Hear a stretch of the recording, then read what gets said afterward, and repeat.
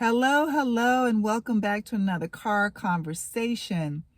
Um, I wanted to talk a little bit about the information that I have found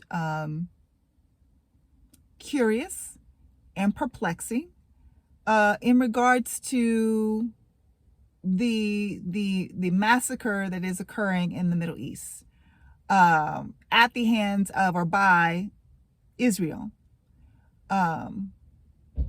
And to the Palestinian people of Gaza. So here recently reports have come out that it took the Israeli government's military, police, etc., 8+ hours to respond to the attack on October 7th. And remember, I kept posting because people kept asking me whenever I post anything about Palestine, I said, look, you're asking the wrong questions of the wrong people. And this is what I was talking about. So you have Israel's military, one of the most equipped, strongest, most advanced militaries in the world. And they missed an attack. They missed an attack coming their way when they were warned a year before.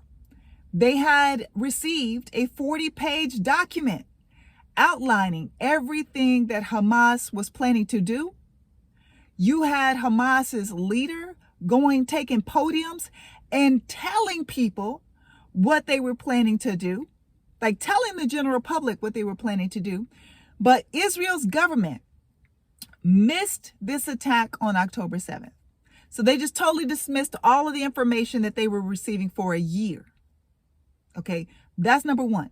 Number two, the response time, 8+ hours. And when I say 8+ hours, 8 is the minimum. I think the longest account I'd heard of was people that were hiding off the side of the road or in a ditch or in the woods or something like that for 20+ hours. Okay, no response by the police, no response by the military, no response by any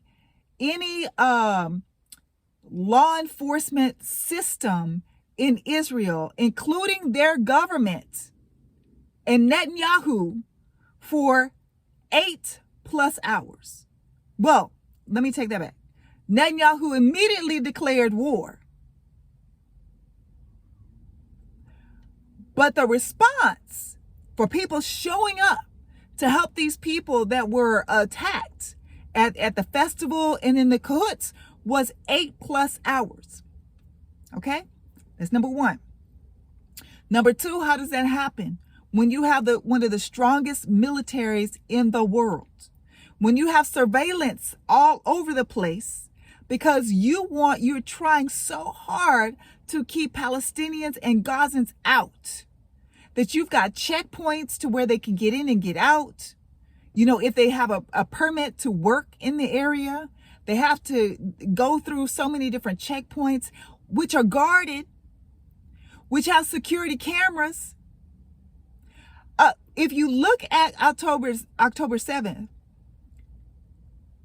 Hamas didn't hide that they were coming in. They were parasailing in. They were on motorcycles. They were in cars. Like, they weren't hiding. They weren't in tunnels when they attacked on October 7th. They just swooped down and came in. So how were they missed? How was that attack missed? You were warned a year in advance. Your response time, there's no explanation for the lag in the response time to not only all of us, but also those people who were attacked. Those people who still have family members who are being held hostage, or they lost their family members. So those things are happening. In the meantime, in between time, you had people there was insider trading happening. People were on the stock market making millions of dollars because of the on the basis of a potential war breaking out. Because remember, they had received warning a year before. So between the warning and October 7th, people in the government, people in the Israeli government that were privy to this information were making money in the stock market off of the potential of war.